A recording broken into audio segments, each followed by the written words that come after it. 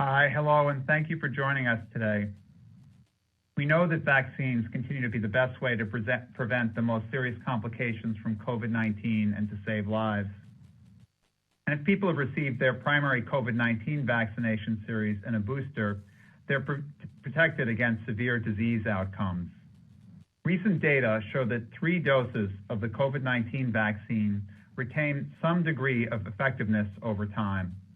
That said, the available data also show that immunity does wane to some extent over time, and older adults and those with weakened immune systems, even if they've received a booster, may be more likely to experience severe outcomes if they get COVID-19. To give those at highest risk of COVID-19 or the serious outcomes of COVID-19, the option for continued protection, we're authorizing an additional booster dose of either the Pfizer-BioNTech or Moderna COVID-19 vaccines for use in people 50 years of age or older and those with certain kinds of immunocompromise. This means that people 50 and older can get a second booster dose of the COVID-19 vaccine. This also means that people who have immunocompromised conditions can get a 5th dose following the 3-dose primary vaccination series with Pfizer or Moderna and an initial booster that was previously authorized for this population. The FDA believes that this option will help save lives and prevent severe outcomes among our highest risk patients, which has been a top priority since the vaccines were first introduced. Just to reiterate, the good news is that for most people who have been vaccinated and had 1 booster, your original booster shot is continuing to provide you with good protection from being hospitalized or dying. If you haven't had a first booster yet, now's a good time to get one. And if you haven't been vaccinated at all, the potential benefits are now clear enough that you hopefully will consider this option to protect yourself and your loved ones.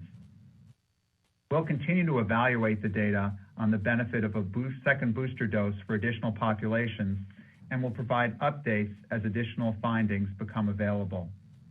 Finally, there is something to note overall. The vaccines are working. The evidence is now clear that vaccines can prevent severe disease, hospitalization, and death. And vaccination, combined with effective antiviral and monoclonal antibody therapies and accurate COVID-19 tests, will help us effectively bring the COVID-19 pandemic under control. So I'll turn it back over to our moderator.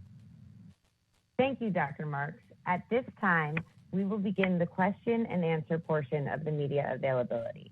As a reminder, this call is being recorded. When asking a question, please state your name and affiliation.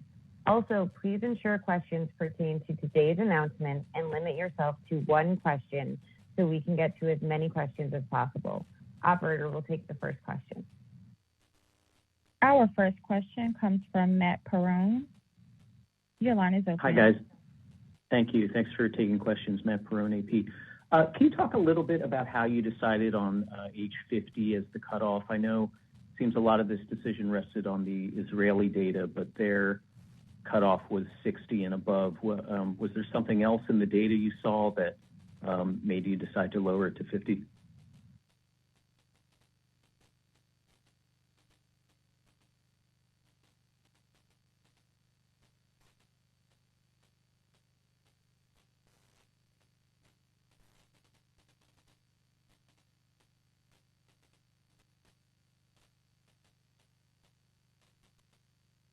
Hello?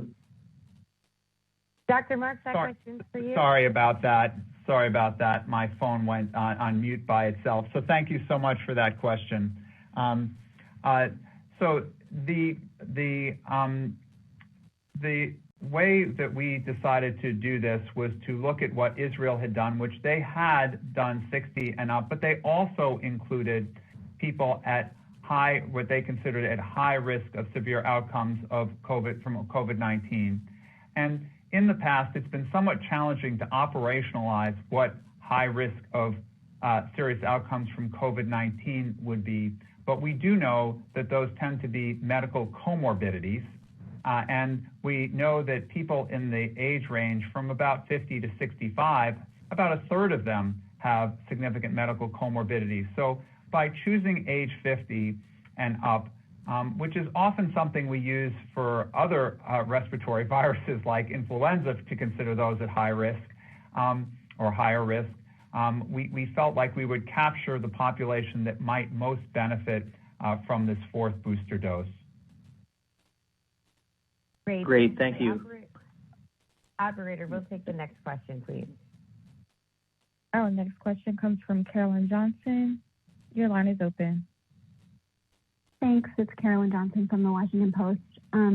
I was also wondering if you could expand on the data behind the decision on immunocompromised, and if there's just limited data, just how those deliberations unfold. I wasn't aware of what the decision for a fifth shot was exactly based on. Thanks. So there obviously are more limited data for those with immunocompromised, but what we can see is that immunocompromised individuals who don't tend to make the most robust immune responses to begin with, they tend to have more rapid waning of those immune responses. And so the concept here is that because they tend to have more rapid waning of immune responses and because they are generally more at risk for severe outcomes of COVID-19, that combination makes use of an additional booster dose to make a lot of sense. Operator, we'll take the next question, please.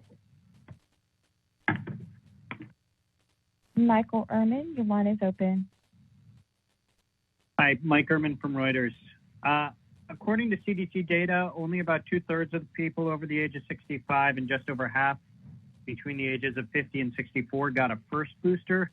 How do you expect uptake to be for a second booster? And also, was there any thought of waiting a little longer and considering an Omicron-based vaccine for this age group instead? Again, great questions. Let me try to separate those out. So it is true that right now about 2/3 of people who are eligible for boosters have gotten them. I would urge people to get their first booster because one thing that did become apparent from going through the world's data available in this area is that third dose provides a differentiating level of immunity that does seem to provide people with some additional benefit in terms of preventing the severe outcomes of hospitalization and death. And that seems to last and be somewhat more durable. So that third booster dose, something we'd really like people to consider going out. This fourth booster dose is something that evidence that we have now from Israel suggests that by getting this, one can reduce the risk of hospitalization and death in this population of older individuals. So we think that this is something that is worthwhile for people to consider doing it. If it were my relatives, I would be sending them out to do this again because of the higher level of protection. Because after all, COVID-19 has had a really disproportional adverse effect on people 65 years in age and older, and those with comorbidities. If you think just about people 65 years and older, 1 in 100 of them are not with us today who were with us before the pandemic because of COVID-19. So I think that's the reason why I would think we want to do as much as we can here. And now, why didn't we wait for an Omicron-specific booster? We'll be having a general discussion of boosters in the future, but right now, it probably is a few months off before one could actually have the quantities of doses of a variant-specific booster, and it's not actually clear yet what the optimal booster should be. We do know, however, that we continue to see circulating COVID-19. We do know that some other countries around the world, for instance, the United Kingdom and some countries in Asia, are having major waves that have come after the previous Omicron wave. And so we're hoping that by taking this action, we will help allow people to take steps to protect themselves should we have another wave that comes through this country. Operator, we'll take the next question, please. Diane Hazlitt, your line is open. Hi, thank you for taking my question. I wonder if you could specify what the urgent need is, if there is one for everyone 50 plus to get a second booster, who needs it now and who should wait? And do you think that these people who get boosted now would be recommended to get another booster later this year, maybe in the fall or summer, when experts are predicting the general population might need another shot? Yeah, great question. So if I understand it correctly, you're asking, so if I am 50 years or older or immunocompromised, who should go out and get this? Certainly, if you're immunocompromised, I would consider staying up to date on as many vaccines as are recommended because there's not a lot of margin for error. In individuals 50 and up, I would say that this is being authorized in the population of everyone 50 and up to be able to get, because we'd like people to consider the additional protection that they might get from receiving this booster. I would say if it's been at least 4 months since you've been vaccinated with your first booster dose, you should seriously consider getting another booster dose. I think particularly in the setting of continued transmission here locally, people want to be able to feel comfortable seeing their relatives, others. It can provide an additional measure of protection against the most serious outcomes that we don't want to see, such as hospitalization and death. And will people be expected to get another booster in the fall or summer if that's correct?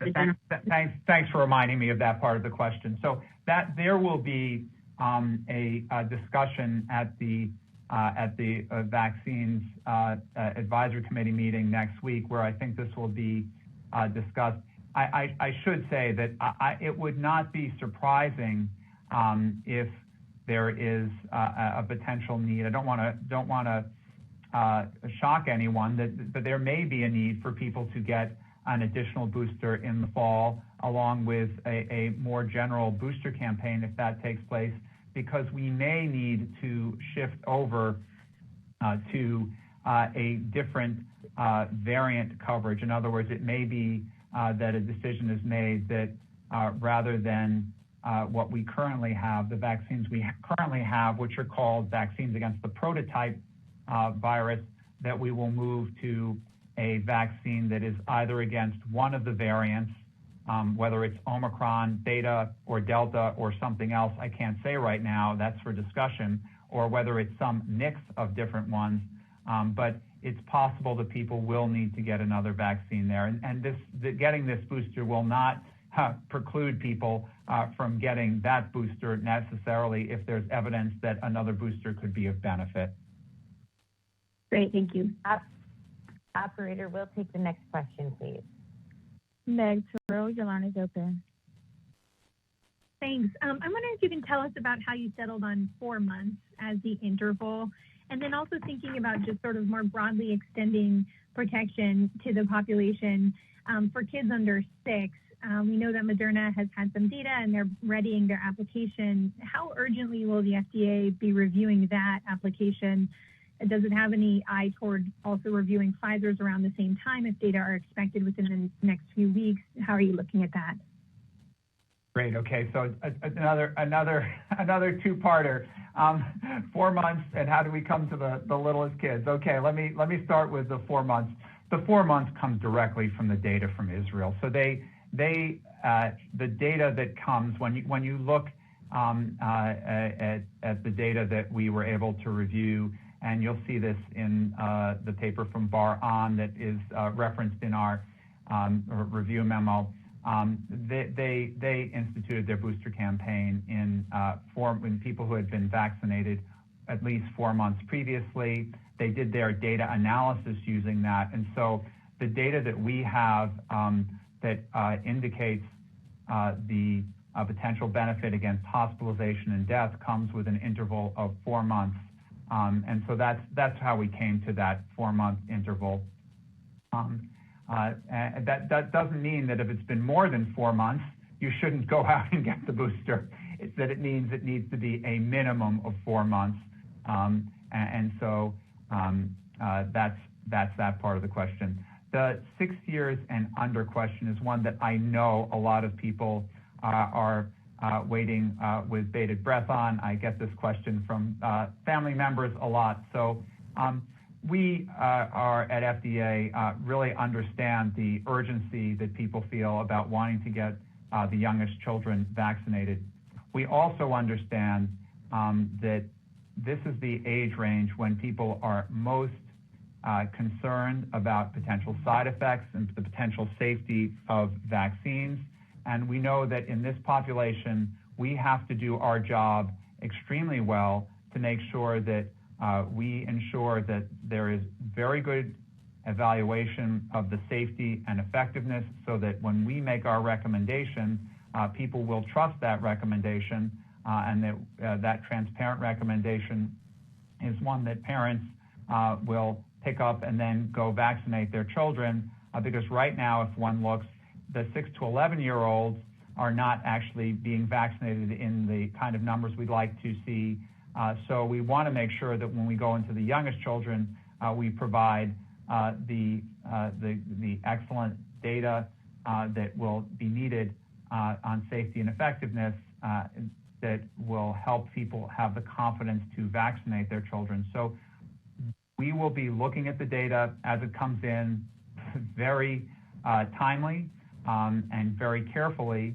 We intend to take any application for the youngest children for an emergency use authorization to advisory committee so that there will be a transparent process there and parents will be able to see the discussion.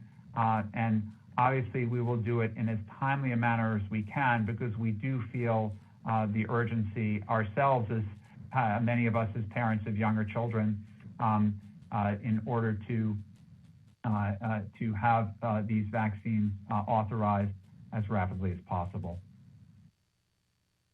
Operator, we'll take the next question, please. Alexander Tin, your line is open.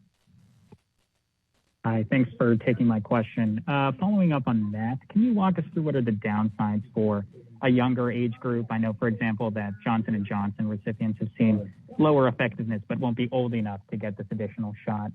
And then following up on Meg's question, can you talk us through how you decided not to bring today's decision before an AdCom? Thanks so much. Great. Okay. So I think the issue is it's always a benefit-risk discussion. First of all, people over the age of 50, the risk associated with an additional booster is very low. The risk of myocarditis in this range from the vaccine is really considered to be minimal. The side effect profile that was looked at in 1 million individuals who had received additional doses in Israel looked very favorable in this age range. So this age range, very favorable side effect profile, and the evidence that there is some waning of protection against the serious outcomes, or that protection could be improved by giving an additional dose. There's reasonable evidence right now that there's still, in younger individuals, the protection against the serious outcomes of hospitalization and death is being maintained. And although it may be dropping off a little bit, it's not dropping off in a very significant way. So the feeling was right now at this time to take this action for those most at risk. And obviously we'll continue to evaluate the data. And if at some point, be it because of what happens with the evolution of COVID-19 in terms of another wave, or because we get additional data that says that the additional protection is beneficial, we would potentially modify this in the future.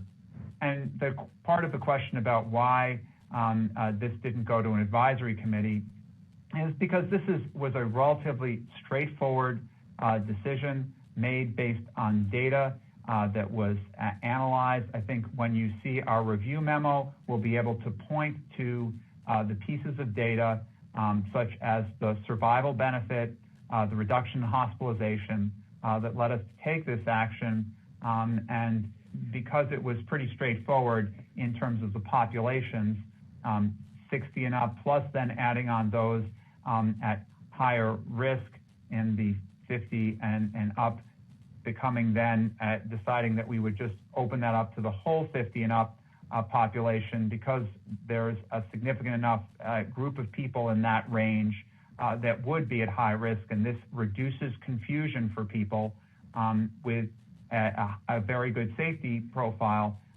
That led us to just move ahead. Operator, we have time for one last question. Our last question comes from Catherine Foley. Your line is open. Hi, thanks so much for doing this. I'm wondering if you can discuss whether or not you think that the schedule of distributing booster doses is soon going to mirror the schedule that we use for the annual flu vaccine, if you think that's going to be something that we'll have to keep an eye on in the future. Thank you. Thanks very much for that question. I think it's a great question, and it's one that we may have some discussion on next week at our advisory committee. I think there is something to be said, given that we know already that it is reasonable from this past year to give the influenza vaccine and COVID-19 vaccine at the same time. It may turn out that if we decide that boosters are necessary, that our annual flu vaccine campaign, in which usually on an average year in the United States, we give somewhere between 150 and 170 million doses of influenza vaccine, that could be paired with a COVID-19 vaccine campaign. That will be something for discussion as a possibility because of the operational efficiency that could bring and the protection that might help bring, given the modeling that will be presented of potential future waves of COVID-19. So I think that's a great question. It's something that will be discussed. I'm sure that issue will come up next week in our discussions, and it'll be interesting to hear people's thoughts about the operational efficiency.